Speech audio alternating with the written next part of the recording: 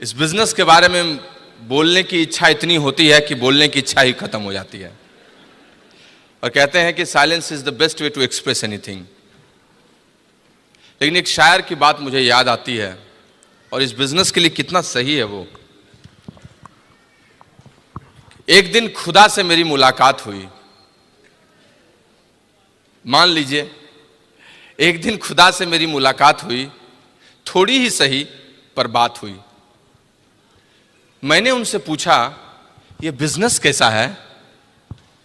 उन्होंने बोला रिश्ता बनाए रखना बिल्कुल मेरे जैसा है, रिश्ता बनाए रखना बिल्कुल मेरे जैसा है।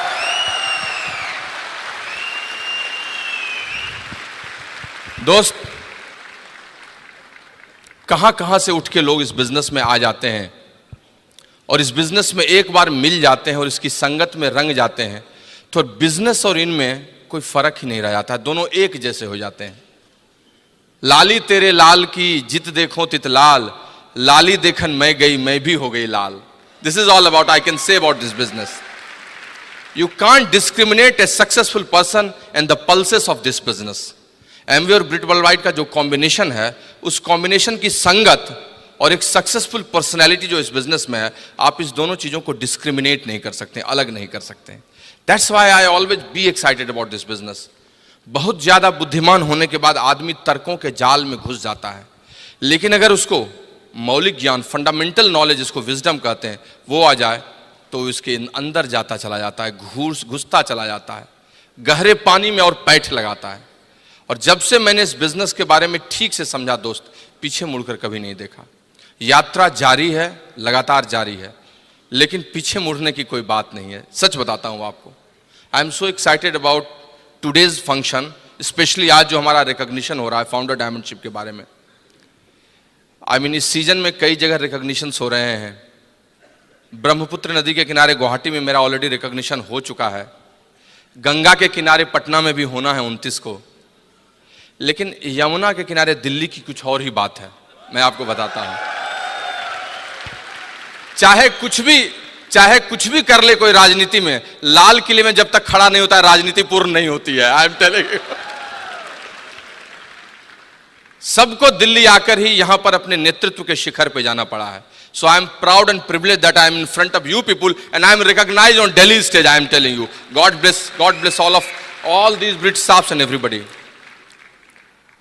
मैं ईश्वर का धन्यवाद करता हूं हमेशा, और कुछ भी बातचीत करूं उसके पहले उनको कहे बगैर रह नहीं सकता, क्योंकि राई को पर्वत कर देते हैं और पर्वत को क्षण में राई कर देते हैं। किसको कहां पहुंचा देते हैं, यह सब उन्हीं की कहानी है। उनके बारे में तो बात करने में एक सेशन ही अलग हो जाएगा।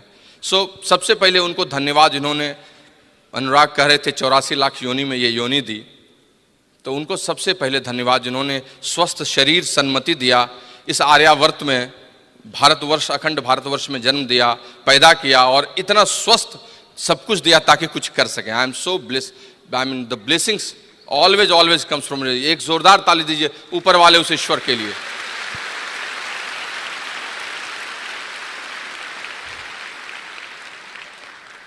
विशेषकर मेरे माता पिता, आई मीन मेरे पिता का पुण्य और माँ का आशीर्वाद हमारे साथ रहता है। इस बिजनेस में आने के पहले भी रहा है और अभी भी लगातार रह रहा है। Although I mean some challenges has come but we are overcoming all these things. मैं आपको सच बता सकता हूं कि उनकी शक्ति अगर पीछे से प्रेरणा में नहीं रहे तो कुछ नहीं हो सकता है।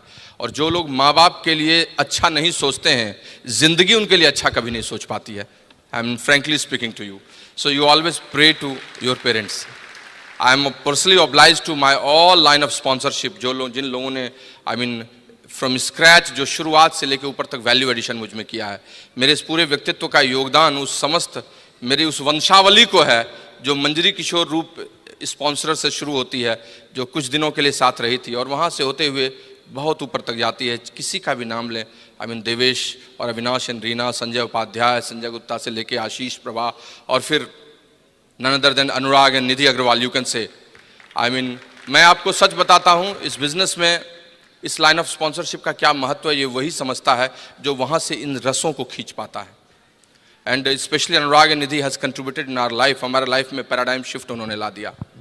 जब पहली दफ़ा देखा था तो एक सिल्वर प्रोड्यूसर के रूप में फर्स्ट में वो एमरल्ड या फाउंडर एमरल्ड थे, उनकी हरी सेंट्रोस के पीछे से कुछ टूल्स किसी को देते हुए एक बड़े ऑरा के साथ, और वहाँ से होते हुए वो हमारे अपलाइन बन गए, फिर धीरे धीरे हमारे मेंटोर भी बन गए, फिर धीरे धीरे हमारे फ्रेंड भी बन गए, फिर एक दिन वो सखा बन गए, and now he's part of our life. So give a good clap to Anurag and the Founders Diamond going EDC, I am telling you.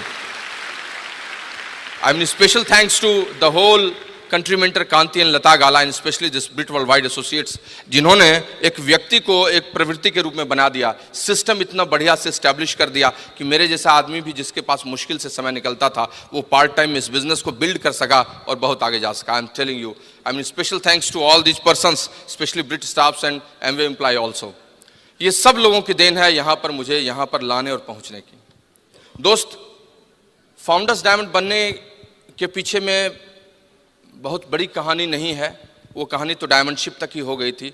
लेकिन अगर संक्षेप में बोलना चाहूँ तो क्या बोलूँ, वक्त कम होने पर क्या बोलूँ. कविताई मेरे अंदर है, इसलिए कविताई में थोड़ी बात बोल सकता हूँ कि बिजनेस को जब ज्वाइन किया था तो शायद किसी पे एहसान किया था. मंजरी को कहा था कि उससे मोबाइल खरीद लो और कर लो, क्योंकि एक स्ट्रॉन्ग बैकग्राउंड के साथ कहीं नौकरी कर रहा था. बिजनेस को जब ज्वाइन किया था तो शायद किसी पे एहसान किया था, न जाने कितनी बार जाने अनजाने में अपने अपलायंस का अपमान भी किया था. सिल्वर, गोल्ड और प्लैटिनम मेरे जोश का मौसम था. I was very much excited.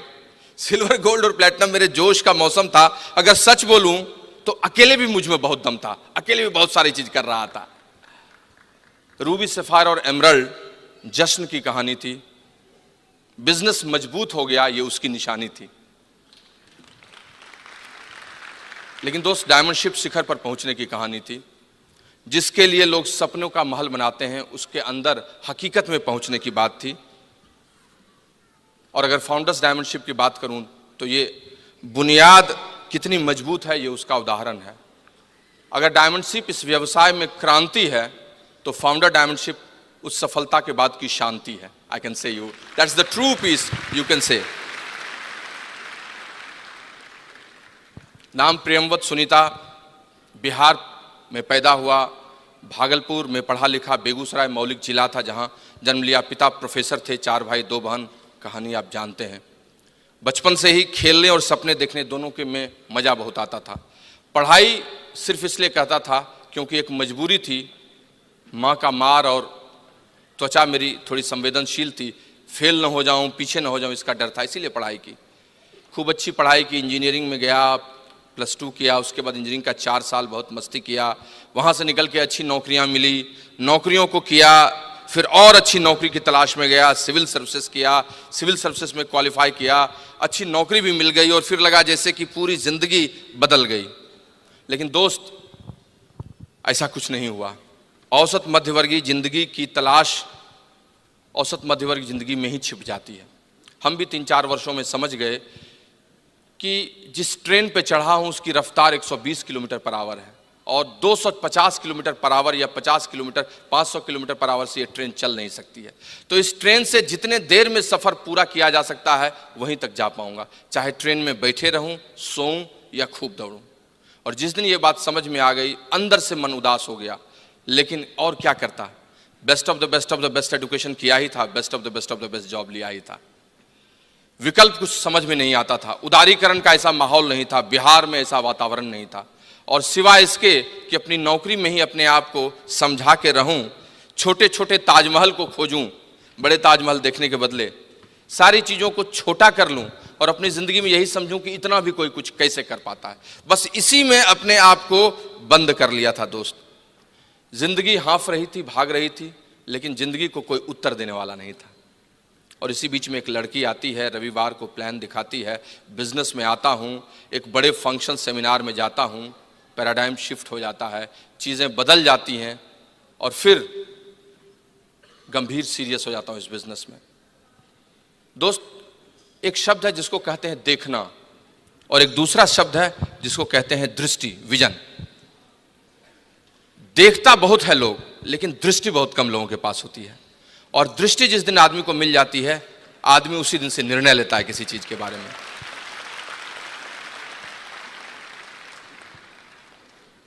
कहते हैं ना, यह सब तभी होता है जब ईश्वर की विशेष कृपा होती है. मेरी जिंदगी भी खराब हो सकती थी अगर उनकी विशेष कृपा नहीं होती।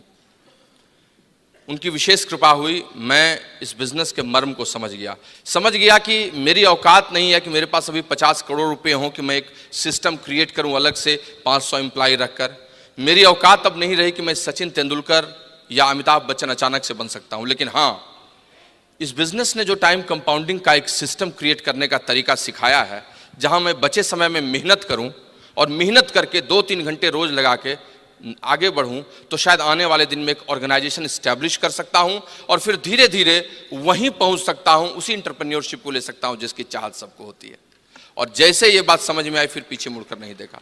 यात्रा पूरी होती चली गई दोस्त। हाँ, संघर्ष हुआ बीच में, ऐसा नहीं है कि संघर्ष नहीं हुआ, मैंने पहले भी सुनाया है, आज वो वक्त नहीं है। लेकिन मैं इतना कह सकता हूं, संघर्ष का स्तर दूसरा था।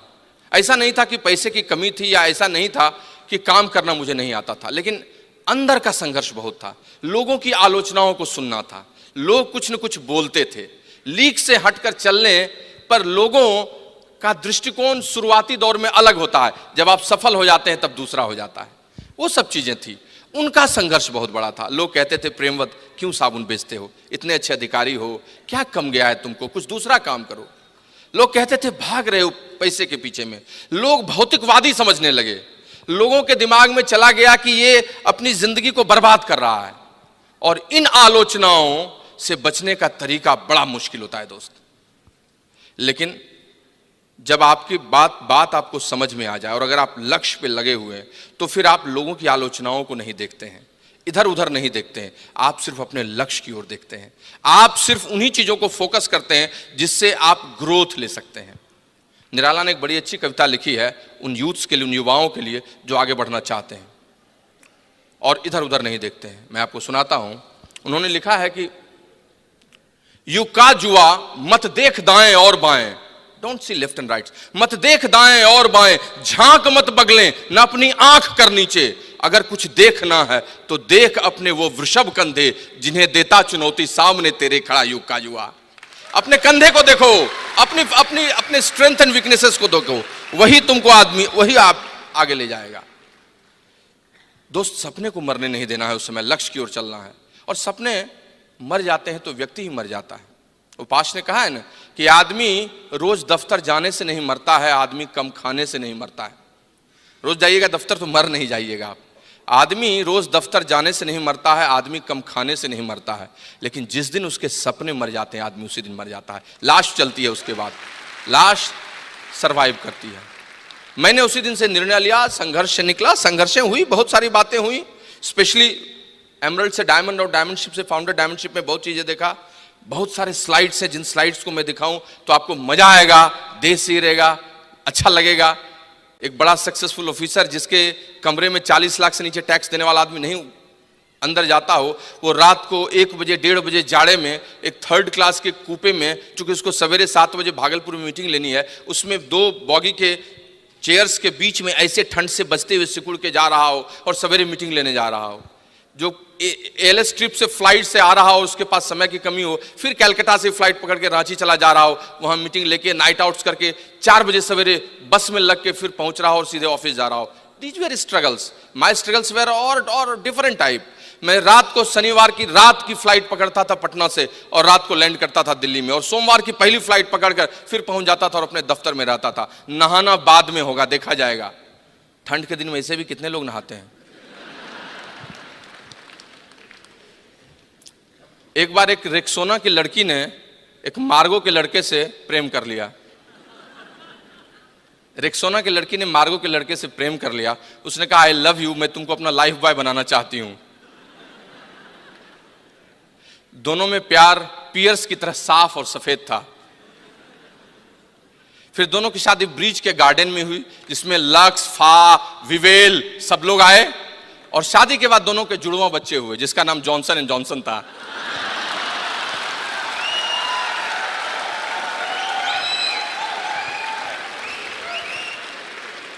लेकिन आप ताली मत बजाओ, ये सब मैंने इसलिए कहा कि मार्केट में बहुत सारे साबुन है, आप ठीक से नहाओ, ठंड का मौसम है। तो नहाना थोड़ा कम भी हो जाए, लेकिन संघर्ष का समय निकल जाए, वो बहुत बढ़िया था।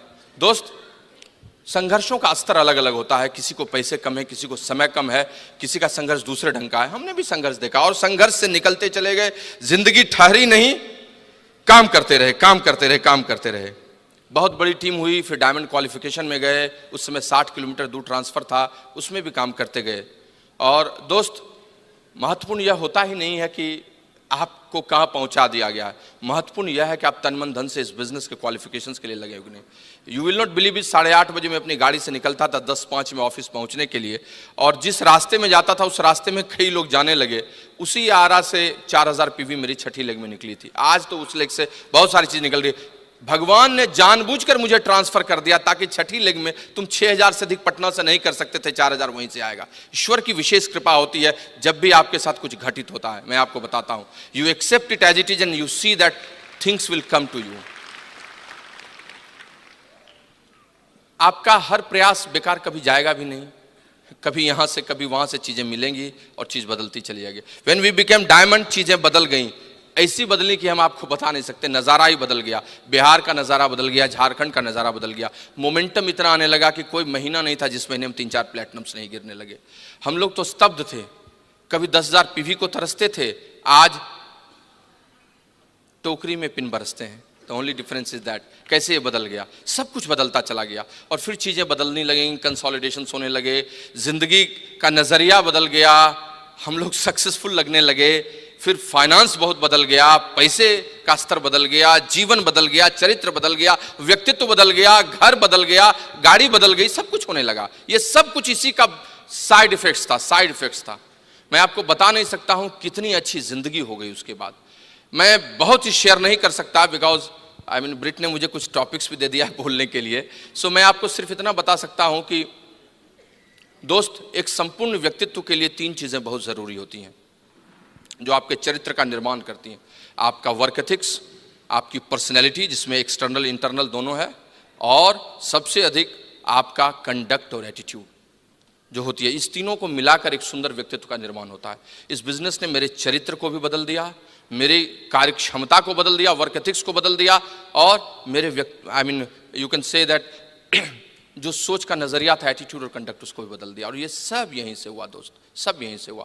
आज हम मस्ती करते हैं, घूमते हैं, क्या एलएस ट्रिप की कहानी सुनाएं और क्या घूमने की बात करें, वो सब बात करने में मुझे बहुत मजा आता है। And I will say that जिंदगी इतनी अच्छी हो गई कि हम आपको बता नहीं सकते।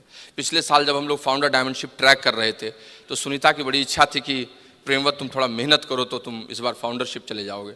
मैंने थोड़ा जोर लगाया, नीचे में दिन और भोर लगाया और सबके अंदर में एक नया पलीता डाला, चीज़ें बदलती चली गई। विद गॉड्स ब्लेसिंग अभी we are just sitting on exploding business. We cannot forecast how many platinums are coming from September. Every month new platinums, new qualification has been started. और ऐसा माहौल हो गया है कि जिसकी कल्पना हम नहीं कर सकते। सब ऊपर वाले की कृपया, स्प्रिट वर्ल्डवाइड का एसोसिएट और ये सारे लाइन ऑफ स्पॉन्सरशिप का कमाल है। मैं आपको बता नहीं सकता। Yesterday night I had coffee with my upline Avinash ji and I was talking so much things for 1.5 hours. We were staying in Dwarika और वही बोल रहे थे कि एक समय था जब 15% पर थे तो कैसे बात करते थे, एक समय था जब फाउंडर्स प्लैटिनम जा रहे थे तो अनुराग जी कैसे ड्रीम बिल्ड करते थे, और एक समय है जब इन सब चीज़ों को सुनाने के लिए, आपका रिस्पेक्ट पाने के लिए कैसे काम करते हैं। God is great and he has given such good business. हम आपको बता नहीं सकते हैं आज जीवन कितना बदल गया। अगर कहानी बताऊँ तो एक एक ट्रिप में इतना मज़ा है कि हम आपको बता नहीं सकते हैं।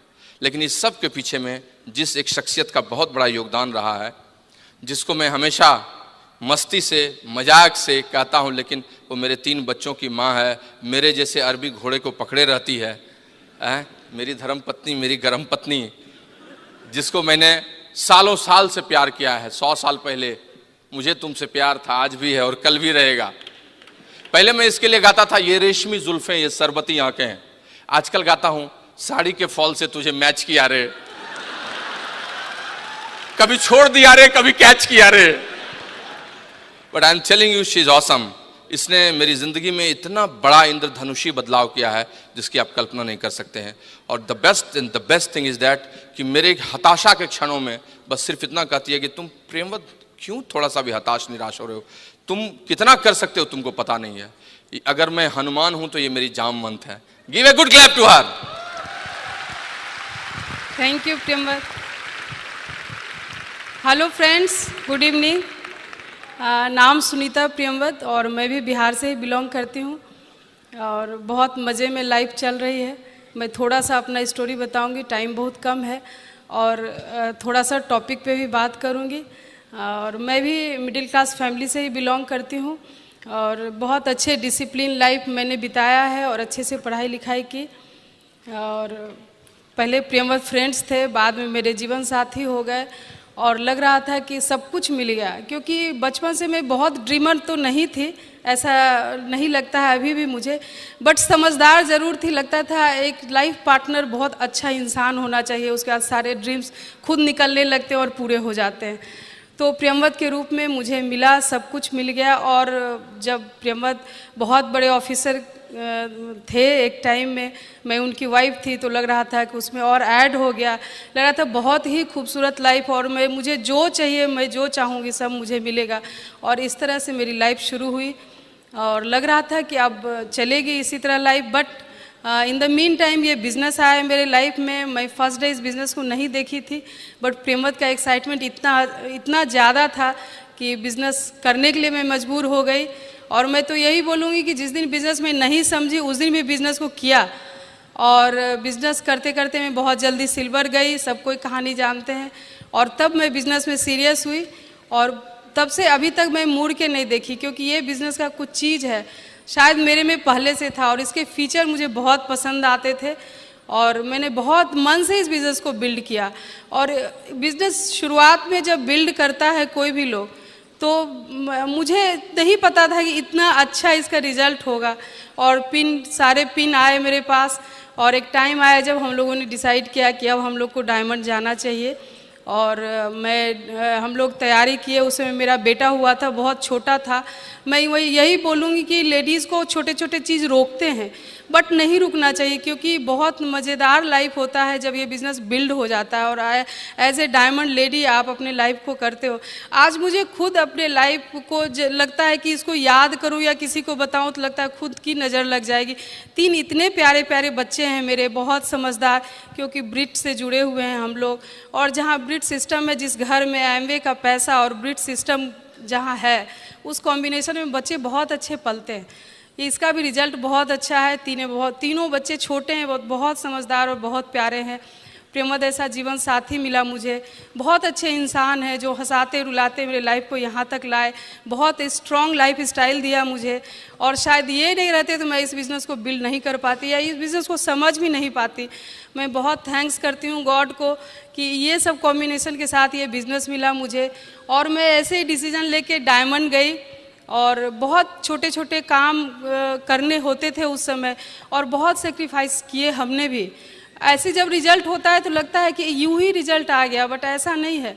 सबों को वही जीरो से शुरू होना होता है और बहुत चीज़ छोड़ना होता है, बहुत चीज़ के लिए रोना होता है, तभी अच्छे रिजल्ट्स आते हैं। और हमने बच्चों को भी बहुत छोड़ा, बच्चों के चीज़ों को छोड़ा, पोस्टपोन किया और आज इतना एंजॉय कर रहे हैं बच्चे हम लोगों के साथ। तो मैं यही बोलूँगी, कभी भी छोटे छोटे चुनौती को अपने लाइफ में नहीं आने दीजिए। इस बिज़नेस को खूब मन से बिल्ड कीजिए। भगवान ने आपको स्पेशल बनाया है और स्पेशल ये बिज़नेस आपके हाथ में दिया है। और ये बिज़नेस बनाते बनाते बिज़नेस का महत्व भी समझ में आता है। शुरुआत में आप बहुत नहीं समझते हैं। मैं सबको यही बोलती हूँ कि बिज़नेस बिल्ड करो, समझ जाओगे ये बिज़नेस क्या है। और मैं ऐसे ही थोड़ा सा बताना चाहूँगी कि डायमंडशिप हुई और लगातार डायमंडशिप मेरी हुई, लगातार हुई 2-3 साल। तो लास्ट ईयर हम लोगों ने सोचा कि इसे फाउंडर्स भी हम लोग जा सकते हैं बड़ा इजीली। जब डायमंडशिप हम लोगों की हो जाती है तो थोड़ा सा एफर्ट लगा के हम लोग फाउंडर्स भी जा सकते हैं। तो हम लोग फाउंडर्स की तैयारी की और बड़ा इजीली हम लोग फाउंडर्स भी चले गए। तो थोड़ा सा मैं टॉपिक पे बात करूँगी कि डायमंड गए तो क्वालिफ़िकेशन और रीक्वालिफ़िकेशन पे मुझे 2 लाइन बात करना है कि क्वालिफ़ाई हम करते हैं, जब डिसीजन लेते हैं तो अपने को जोड़ते हैं और उसमें कुछ लोगों को ऐड करते हैं, जिससे पीवी आता है, कुछ लोग आते हैं अच्छे अच्छे, तो ऐड करके हम उस साल डायमंड जाते हैं। बट रीक्वालिफ़ाई होने के लिए हमने उन्हीं नए नए लोगों को जिनको ऐड किया था बिल्ड किया अगले साल, तो रीक्वालिफ़िकेशन बहुत ईजिली हो जाता है। तो मैं यही मैसेज दूंगी कि आप एक बार लोगों के साथ क्वालिफ़ाई करो और रीक्वालिफ़ाई करने के लिए उन नए लोगों को बिल्ड करो। बहुत मज़ेदार बिज़नेस होगा, बहुत स्ट्रॉन्ग बिज़नेस होगा। बहुत अच्छा लगा बात करके, फिर थोड़ी बात करेंगे आप लोगों से। और all the best wish you all. और आप लोग खूब खूब जो चाहे इस बिजनेस में खूब मन से बिल्ड करें और जो चाहे सब पाए। भगवान आपके साथ है। Thank you, God bless you. दोस्त 2009 में 2009 आई बिकेम डायमंड, और उसके बाद ये क्वालिफिकेशंस रिक्वालिफिकेशंस में बदलता चला। आई काउंसल्ड विद माय अपलाइन, और जो सबसे बड़ा रिवॉर्ड इस बिजनेस ने मुझे दिया, जिसकी तलाश में मैं था, जिसको मैं चाहता था, मेरा ड्रीम ही था। मैं ऐसा नहीं था कि मुझे नौकरी बुरी नहीं लगती, आई एम प्राउड ऑफ दैट, या ऑफिस जाना डिसिप्लिन अच्छा लगता है, लेकिन अपनी शर्तों पर। I had always dream that I should have my own office, secretary, HR wing, everything. लेकिन वो कैसे संभव था? Until unless I will not be free from job, free from my government job. और दोस्त 2011 में वो समय आया जब सच्ची में आज़ादी मिली। इस बिजनेस का जो ट्रू अकॉम्प्लिशमेंट है that I took in March 2011, जब हमारे अपलाइन ने कहा कि your all legs are done and everything is going ahead, now you can take. और तब 2011 में जाकर मैंने अपने प्री बॉस को एक प्रेम पत्र थमाया, जिसमें लिखते हुए कि महोदय, आपसे सविनय निवेदन है कि आपने बहुत दिनों तक योगदान दिया, मैंने सेवा की 14 वर्षों तक, अमूल्य प्राप्ति और उपलब्धि भी आपसे हुई, लेकिन अब क्या करूं, बड़े दुख के साथ सूचित करना है कि मेरा टर्नओवर बहुत बड़ा हो गया है।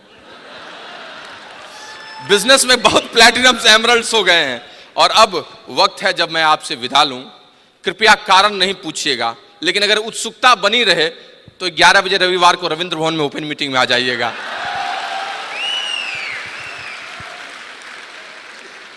दोस्त, दुनिया में सबसे सुंदर चीज है वो है आजादी। सोने का पिंजरा बना दीजिए, अंदर में बताशे, गुड़ की डली सब रख दीजिए उस तोते को, लेकिन उस तोते को वो प्यारा नहीं होता है। गोपाल सिंह नेपाली ने एक बड़ी अच्छी पंक्ति लिखी थी कि नीड़ न दो चाहे टहनी दो, आश्रय छिन्न भिन्न कर डालो। तुम मुझे घोंसला भी मत दो, मेरा शेल्टर भी हटा दो, मैं टहनी पे रह लूंगा। एक चिड़िया की पुकार थी, नीड़ न दो चाहे टहनी दो, आश्रय छिन्न भिन्न कर डालो, लेकिन पंख दिए हैं तो आकुल उड़ान में विघ्न न डालो। अगर पंख दिए हैं तो उड़ने दो, जहां तक जाना चाहता हूं, जितना आसमान तय करना चाहता हूं। दोस्त, विद गॉड्स ब्लेसिंग मैंने उसी दिन दिया सब कुछ और बताया कि भाई ये ले अपनी लकुटी कमरिया, बहुत ही नाच नचायो। अब मैं नाचने वाला नहीं हूं। जय राम जी की।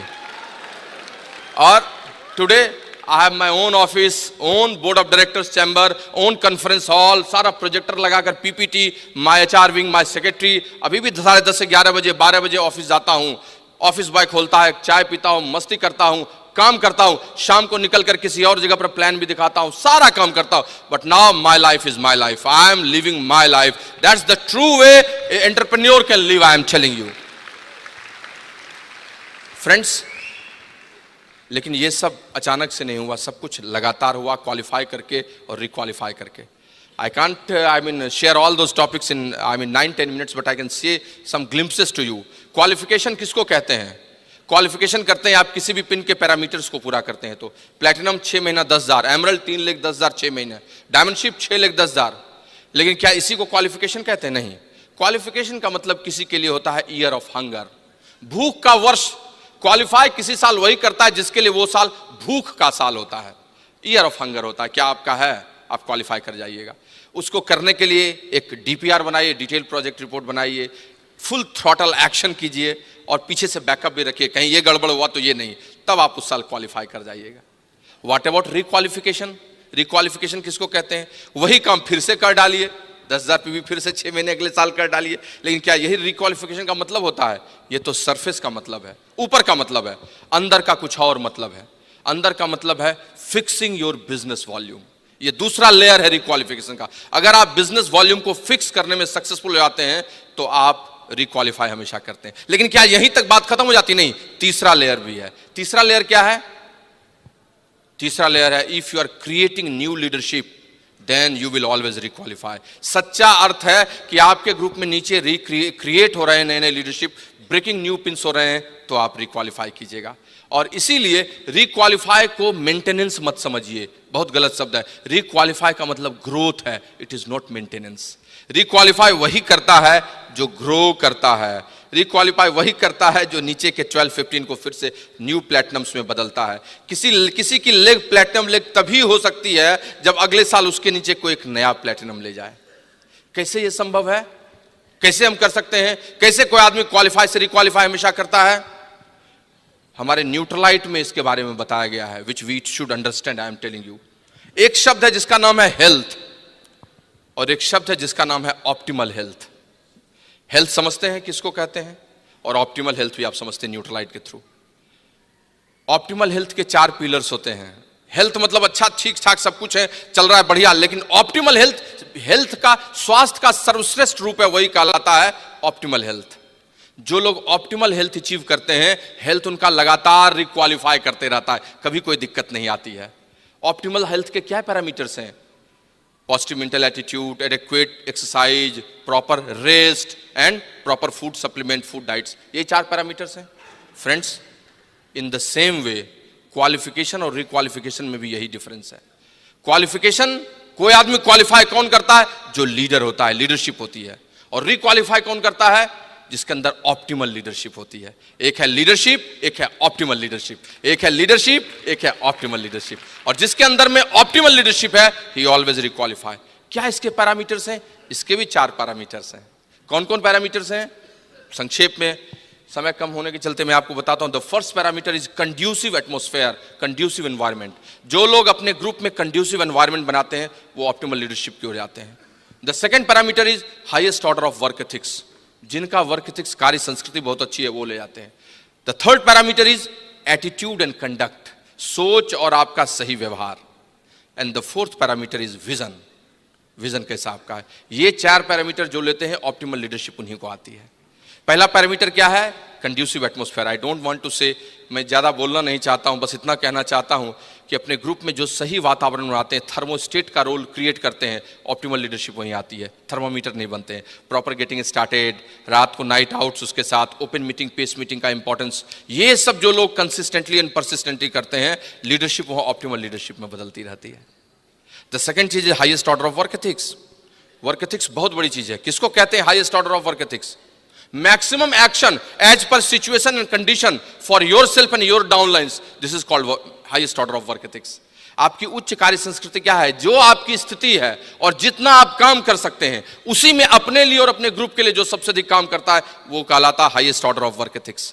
और दोस्त, ये सबसे इंपॉर्टेंट पैरामीटर है। ये जो लोग करते चले जाते हैं, उनका बिजनेस बहुत बड़ा होता है, बहुत बड़ा होता है और बहुत बड़ा होता है।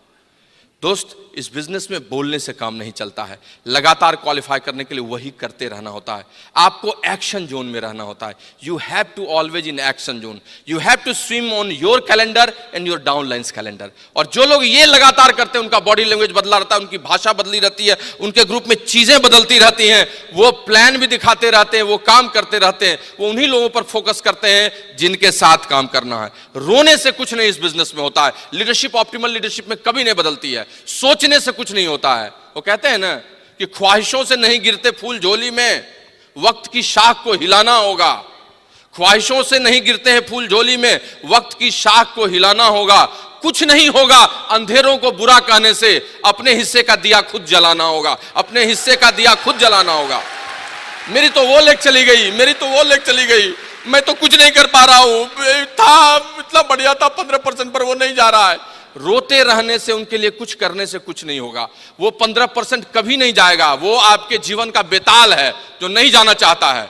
You have to go in width, you have to go in width, you have to create again leadership.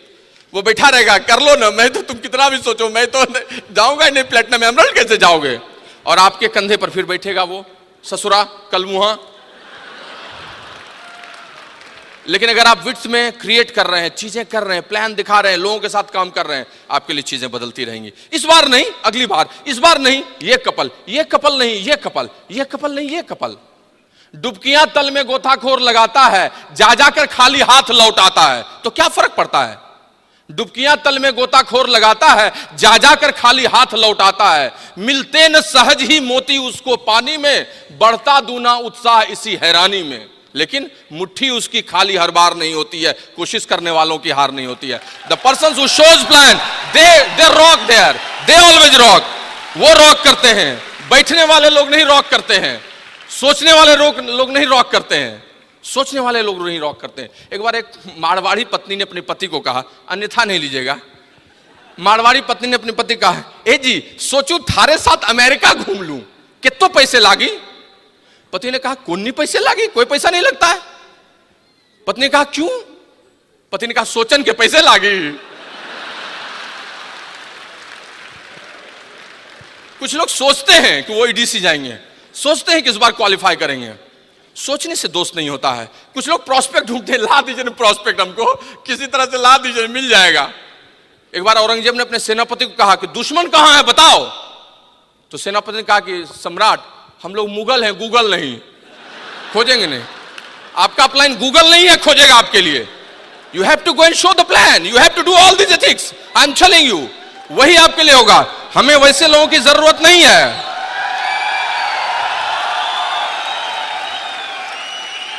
हमें वैसे लोगों की जरूरत नहीं है जो स्टैंडिंग ऑर्डर पर हैं, जो ओपन मीटिंग में आते हैं, प्रोडक्ट यूज करते हैं लेकिन प्लान नहीं दिखाते हैं। हमें वैसे लोगों की जरूरत है जो 7 बजे 7:30 बजे रोहिणी से चलकर अपने घर लौटते हैं गुड़गांव, लेकिन हाथ धोते हैं, मुंह धोते हैं, नाश्ता चाय करते हैं और 8 बजे मार्कर बोर्ड लेकर निकल जाते हैं और 10:30 के पहले घर नहीं लौटते हैं। हमें अर्जुन और भीम चाहिए, युधिष्ठिर नहीं जो चिकी नौकी अच्छा कच्चा बोले आप बहुत बढ़िया प्लान है और काम नहीं करें। We need Arjuna and Bhima who shows plan and shows plan, वही करते हैं काम। पुरुषार्थी लोगों की आवश्यकता है इस बिजनेस में, हमें उनकी नहीं जो कमजोर भेड़िया बकरे की तरह मिमियाने वाले लोगों की जरूरत है। हमें उन लोगों की जरूरत है, वो काम करने वाले हैं जो थकते नहीं। दैट आई मीन टू से दोस्त, मल्टीप्लिकेशन करना होगा आपके वर्क एथिक्स का। 2 लेग प्लेटिनम में सर क्या करें, समय नहीं मिलता है, तीसरे पे काम करना होगा, कभी वहां जाना, कभी वहां जाना, कभी वहां जाना। आपको उस तरह से काम करना होगा जैसे मल्टी गैस बर्नर होता है, जिसमें 4 चूल्हे जल रहे हैं, एक पे ये, एक पे वो, एक पे सब्जी चल रही है, उधर रोटी बन रही है, वो करना होगा। एमरल्ड के ग्रुप में जाकर टीम मीटिंग लेनी होगी, फाउंडर्स प्लेटिनम के लिए पेस लेनी होगी, तीसरे लेग में जाकर ग्रुप मीटिंग करनी होगी, 5वें 6ठे के लिए खुद प्लान दिखाना होगा, 7वें 8वें के लिए रोना होगा, लड़ना होगा, डेमो करना होगा, फिर दौड़ के वहां जाना होगा, फिर दौड़ के आना होगा, फिर सेकंड में करना होगा। जैसे हर चीज में हलवाई चला रहा है दौड़ दौड़ के, वैसे 6 लेग को चलाते रहना, and then your diamond ship will come. I am telling you, that is multiplication of work ethics. The degree of success comes on impact of masses. आप मासेस पर क्या इंपैक्ट डालते हैं, आपके सक्सेस की डिग्री उसी से आती है। And friends, I am telling you, आपको इन चीजों को समझना होगा। कितनी लेग्स बैठी हुई है, कितनी लेग्स पे आप काम कर रहे हैं। These are going to categorise your strength and weakness. अपने 9% को निकालिए अदर से, वीक लेग्स में घुसिए, डेली मॉनिटरिंग कीजिए। If you want to go founders, सितंबर, अक्टूबर, नवंबर, दिसंबर को लॉक कीजिए 4 महीना लगातार, then you will see the consequences of your business. I am telling you, that's give you the real result. The third parameter is, I mean, attitude and conduct। समय नहीं है इसलिए बस इतना बोल सकता हूं कि अच्छी सोच, अच्छा व्यवहार आपका है। एटीट्यूड बहुत बढ़िया, पॉजिटिव, विनिंग, एवरीथिंग। रोने से कुछ होता नहीं है, रोने वाला यहाँ जीतता भी नहीं है। कंडक्ट का मतलब क्या है, यहाँ कंडक्ट से क्या मतलब लगाते हैं? कंडक्ट का मतलब है आप कंपैशनेट है कि नहीं, आप लोगों के लिए बढ़िया सोचते हैं कि नहीं, आप गिविंग फॉर गिविंग करते हैं कि नहीं, आप कार्डिनल रूल्स फॉलो करते हैं कि नहीं, एबीओ की स्ट्रेचिंग आपने छोड़ दी है कि नहीं, लोगों को मना करते हैं कि नहीं, शॉप सेलिंग को खराब आप कहते हैं कि नहीं। आपका कंडक्ट ही आपको अंत में बचाएगा। मैं आपको बोलता हूं, शिखर पर आदमी अकेला होता है, जिग जैगलर से सी ऑन टॉप। शिखर पर आदमी अकेला होता है और बहुत सारी नेगेटिविटी होती है। अपने कंडक्ट से आदमी सिर्फ उस नेगेटिविटी को काटते रहे तो उसका बिजनेस उसी रफ्तार से चलता रहेगा। ऑप्टिमल लीडरशिप तभी आती है। And the last but not least, that is vision. आपने कितना बढ़िया काम किया है, सब कुछ ठीक है, लेकिन आप एक मैकेनिक की तरह, एक मशीन की तरह आप 10,000 पीवी बनाते रहेंगे, लेकिन बहुत बड़ा बिजनेस तभी होगा जब आपके पास एक दृष्टि होगी, ऑप्टिमल लीडरशिप होगी, तभी आप लगातार क्वालिफाई कीजिएगा। 2018 में आपका कैसा बिजनेस होगा, 2020 में आप क्राउन रहिएगा, आपके ग्रुप में 50 डायमंड्स रहेंगे, उसकी मीटिंग करते रहिएगा। क्या आप ये सोचते हैं, क्या आप ये सोचते हैं कि ऑस्ट्रेलियन ग्रास पर आप अपनी पत्नी के साथ चाय पी रहे हैं और 7 तारीख को आपकी 9 लेग क्वालिफाई कर रही है और 2017 में आप मजा कर रहे हैं ट्रिपल बन के? क्या आपका विजन ऐसा है? क्या आपका विजन ऐसा है कि 10,000 करोड़ का टर्नओवर एमवे का हो रहा है, आपका 1,000 करोड़ का टर्नओवर होगा? क्या आप सोचते हैं कि इकोनॉमी की ग्रोथ जैसी है वैसा मेरा डाइवर्सिफिकेशन है? क्या आप इस बिजनेस के बारे में, अपने बच्चों के बारे में, परिवार के बारे में समेकित रूप से ऐसा सोचते हैं? अगर आप ऐसा सोचते हैं तो ये बिजनेस आपको हमेशा ऑप्टिमल लीडरशिप देगा। आपका विजन आपको लगातार दौड़ाए रखेगा, आगे बढ़ाता रहेगा। और ये दोस्त तभी हो सकता है जब आप अनकंडीशनल लव एमवे से और ब्रिट वर्ल्ड वाइड दोनों से कीजिए। अपने अपलाइन डाउनलाइन से तो कीजिए, लेकिन अनकंडीशनल लव अपने एमवे और ब्रिट वर्ल्ड वाइड से कीजिए। मैं अपनी बात को समाप्त करने के पहले एक अनकंडीशनल लव का एक छोटा सा एग्जाम्पल देना चाहता हूं, which always gives me inspiration. I am telling you, America में एक माँ थी और उसका एक छोटा सा बेटा था 14 साल का। जब वो 16 साल का हुआ तो उसकी माँ ने उसको एक घड़ी गिफ्ट में दी। और उसको बहुत मजा आया, दोस्तों को दिखाया, खूब खुश हुआ। और दोस्तों ने कहा कि यार जब तुम 18 साल के होगे, एडल्ट फ्रेंचाइजी होगी, तब कितना मजा आएगा, कितना बड़ा गिफ्ट तुम्हारी माँ तुमको देगी। दिन बीतता गया, समय बीतता गया और साल बीतता गया। वो लड़का 18 साल का होने ही वाला था, 2 महीने पहले की बात है। अपने कॉलेज जा रहा था, अचानक घर से निकलते वक्त जोर की बेहोशी, चक्कर आया उसको और गिर पड़ा। उसकी माँ ने देखा और दौड़ते हुए उसको उठाई। जब तक मैं उठाती वो बेहोश हो चुका था। लेते हुए वो सबसे बड़े हॉस्पिटल में पहुंची, आईसीयू में, और तुरंत फटाफट सारा चीज इसी फिजिजी होने लगा। पता चला सीवियर हार्ट अटैक आया, मैसिव हार्ट अटैक, चारों चैम्बर में। तुरंत ओटी में ले जाया गया, ऑपरेशन की शुरुआत हो गई और 18 घंटे ऑपरेशन चला। Operation was successful. आईसीयू में 10 दिन रखा गया, फिर उसके बाद नॉर्मल में रखा गया और 2 महीने बाद उसे छुट्टी दी गई। जिस दिन वो घर लौट रहा था उसी दिन उसका जन्मदिन था और दौड़ते हुए अपने घर आया ताकि वो माँ से मिले और गले लगाए, गिफ्ट भी लेगा। घर घुसा तो माँ के कमरे में घुसा तो माँ कमरे में नहीं थी। अब निकलने ही वाला था कि वहाँ एक चिट्ठी रखी हुई थी, एक लेटर रखा हुआ था। That was in English, I am translating into Hindi and I am saying to you. माँ ने लिखा था कि बेटा जब तुम इस पत्र को पढ़ रहे होगे तो इसका मतलब है तुम ठीक होके घर आ गए होगे। और मुझे कितनी खुशी है मैं तुमको बता नहीं सकता। ईश्वर की असीम कृपा है कि तुमने नया जीवन पाया है और आने वाले दिनों में तुम केवल सफल ही नहीं बनोगे, सफल इंसान बनोगे। बेटा याद है तुम्हें जब 16वें साल में मैंने घड़ी गिफ्ट दी थी तो तुमने कहा था कि माँ तुम क्या दोगी मुझे 18वें साल में। अभी तुम्हें मैं एक राज का बात बता रही हूँ और वो ये है कि जो दिल तुम्हारे हृदय में धड़क रहा है वो दिल मैंने ही तुमको दिया है, ट्रांसप्लांटेशन के थ्रू तुम्हें ये लगा है। बेटा मैं जानती हूं तुम बहुत अच्छा करोगे और तुम्हें बहुत दुख होगा, लेकिन सच बताती हूं इससे बड़ा कोई गिफ्ट तुम्हारे लिए नहीं हो सकता था। तुम हजारों साल जियो और बहुत अच्छा करो। फ्रेंड्स, उस लड़के की आंखों में खूब आंसू था। इस बिजनेस के बारे में बोलने की इच्छा इतनी होती है कि बोलने की इच्छा ही खत्म हो जाती है। और कहते हैं कि silence is the best way to express anything. लेकिन एक शायर की बात मुझे याद आती है और इस बिजनेस के लिए कितना सही है वो। एक दिन खुदा से मेरी मुलाकात